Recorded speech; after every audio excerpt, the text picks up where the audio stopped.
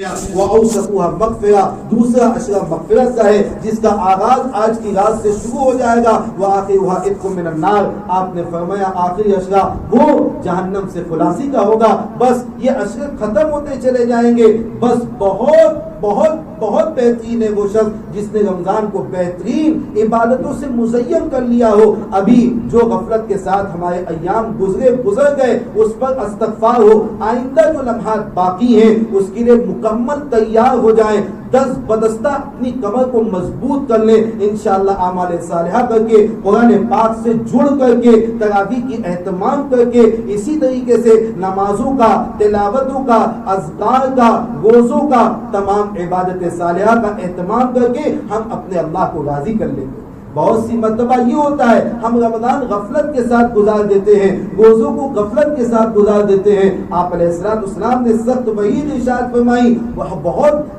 بہت سے لوگ ہیں جن کو بھوکے رہنے کے علاوہ ان کو کچھ حاصل نہیں ہے، کیونکہ وہ روزے کی حالت میں جس طریقے سے پہلے جھوٹ بولتے تھے ابھی بھی جھوٹ بولتے ہیں، کہ پہلے غیبتیں کرتے تھے آج بھی غیبتیں کرتے ہیں. ہم سمجھتے ہیں کھانے کا روزہ ہے. نہیں، آپ کے ہاتھوں کا بھی روزہ ہے، آپ کے ذہن کا بھی روزہ ہے، آپ کی آنکھوں کا بھی روزہ ہے، آپ کی زبان کا بھی روزہ ہے، آپ کے تمام اعضاء و جوارح کا روزہ ہے. یعتکف الذنوب آپ نے فرمایا روزے کی علامت روحانی یہ ہے کہ تمام گناہوں سے اپنے اعضاء کو محفوظ رکھے. لہذا لعلکم تتقون تب پیدا ہوگا جبکہ انسان اپنے افعال، اپنے اعضاء و جوارح کو گناہوں سے محفوظ کر لے گا، تب جا کر اس کے دل کے اندر وہ تقوی ایمانی پیدا ہوگا، ورنہ تقوی ایمانی پیدا نہیں ہوگا. اسی لیے ہم سب کو چاہیے روزے کے اندر خاص طور پر اپنے ہاتھوں کو، اپنے اعضاء و جوارح کو، اپنی آنکھوں کو، اپنی زبان کو تمام گناہوں سے محفوظ رکھیں. تب جا کر ہمارا روزہ قابل قبول ہوگا. اور دوسرے درجے کی بات یہ ہے اللہ پاک نے آپ کو قرآن کی نعمت سے نوازا ہے. اللہ کے رسول علیہ السلام کی حدیث آپ کو سناؤں. آپ علیہ السلام نے فرمایا الصیام والقرآن یشفعان للعبد. قرآن پاک کے ذریعے سے اللہ کے رسول نے ایک پیغام دیا ہے کہ روزہ اور قرآن کل قیامت کے دن بندے کے لیے شفاعت کریں گے.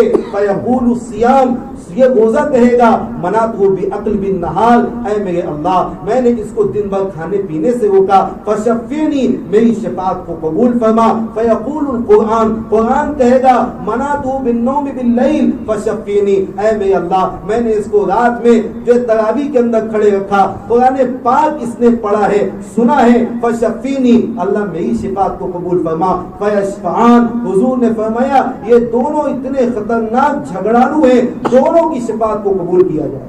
اسی لیے میرے عزیزوں قرآن پاک سے تعلق ہو، روزانہ قرآن پاک کی تلاوت کا اہتمام یہ بہت بڑی چیز ہے. شہر رمضان الذی انزل فیہ القرآن اللہ نے قرآن پاک کی نعمت کو اللہ تعالیٰ نے رمضان المبارک کے اندر نازل فرمایا ہے. اسی لیے آپ نے ارشاد فرمایا جو شخص قرآن پاک سے تعلق رکھتا ہے اس کا اٹھنا بیٹھنا چلنا پھرنا قرآن پاک کی تلاوت سے منسلک ہو جاتا ہے. تو آپ نے فرمایا جس شخص کو میرے یعنی اللہ تعالیٰ کا ارشاد ہے جس بندے کو میری قرآن پاک کے پڑھنے کی وجہ سے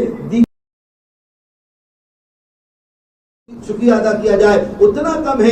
اللہ کے رسول نے فرمایا اے میرے امتیوں اللہ تم سے بہت محبت کرتا ہے. اسی لیے قرآن میں فرمایا وقال ربکم ادعونی استجب لکم ان الذین یستکبرون عن عبادتہ سیدخلون جہنم داخرین. اے ایمان والو عمل پہ تکبر نہ کرنا. میں نے تراویح پڑھ لی، میں نے قرآن پڑھ لیا، میں نے تو روزہ رکھ لیا، تکبر نہیں. ان الذین یستکبرون عن عبادتہ جو شخص اپنے عمل میں تکبر پیدا کرتا ہے سیدخلون جہنم داخرین اس کا عمل کل قیامت کی اس کو جہنم تک پہنچا دے.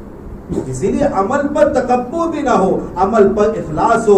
اللہ سے شکر ہے ہمارے اکابرین عمل کرتے بھی تھے، اللہ سے ڈرتے بھی تھے. اب ہم سب کو ڈرنے کی ضرورت ہے. اللہ روزہ رکھنے کی تو نے توفیق دی، تراویح پڑھنے کی تو نے توفیق دی. رب کائنات اس تراویح کو، اس قرآن پاک کے سننے سنانے کو اپنی بارگاہ میں قبول فرما. تو ہم سے محبت کرتا ہے، ہم اس سے محبت کرتے ہیں. بس اس محبت کی لاج رکھتے ہوئے ہماری تمام اعمال کو قبول فرما، گناہوں سے ندامت کا استحضار اپنے دل کے اندر پیدا کریں. ایک ایک گناہ اگر ہو جائے تو دل تڑپ جانا چاہیے. جس طریقے سے توبہ کا تصور وہ ہونا چاہیے. توبہ ایسی نہ ہو بس منہ پہ مارا بس توبہ ہو گئی. توبہ اس کا نام نہیں ہے. توبہ وہ چیز ہے, وہ کیفیت ہے کہ دل کے اندر یہ استحضار اور ڈر پیدا ہو جانا چاہیے.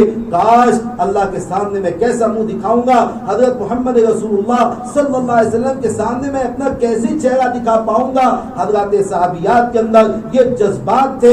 ماعز اسلمی رضی اللہ عنہ سے گناہ ہو گیا, ایک مرتبہ زنا ہو گیا, فوراً حضور کی خدمت میں حاضر ہوئے. یا رسول اللہ مجھ سے گناہ ہو گیا ہے, آپ مجھ پر اللہ کی سزا کو نافذ کر دیجئے, مجھے سنسار کر دیجئے. آپ علیہ السلام نے فرمایا نہیں نہیں, تم سے گناہ نہیں ہوا ہوگا بلکہ بوس و کنار ہوا ہوگا. آپ درگزر فرمائے, آپ نے چہرہ ایسا پھیر لیا, ماعز اسلمی وہاں سے آ گئے, یا رسول اللہ مجھ سے گناہ ہو گیا ہے. پھر آپ نے جو ہے استہزاء فرما دیا, پھر تیسری جگہ سے آئے, چوتھی جگہ سے آئے. آپ علیہ السلام نے فرمایا اچھا تم سے گناہ ہو گیا ہے, کہا کوئی بات نہیں, ٹھیک ہے, جب تک جو ہے اس عورت کے اندر اگر حمل ٹھہر جائے, اس سے بچہ پیدا ہو جائے, تب میرے پاس آنا, اس کے بعد جو ہے میں سنسار کروں گا. وہ چلے گئے, تھوڑے دن کے بعد پھر تشریف لائے, یا رسول اللہ مجھ سے گناہ ہو گیا تھا, آپ دیکھیے مجھ سے گناہ ہو گیا ہے, اس عورت کو تو بچہ بھی ہو گیا. آپ علیہ السلام نے صحابہ کو بلایا اور سب صحابہ کو جمع کر کے کہا جاؤ ان کو ایک میدان میں لے جاؤ اور پتھر مار کے شہید کر دو. خدا کی قسم ان کے پیشانی پر کوئی بل موجود نہیں تھا بلکہ ڈر موجود تھا, چہرے پر ملال موجود تھا. اگر میرا انتقال ہو گیا اسی حالت میں اپنے اللہ کو کیسے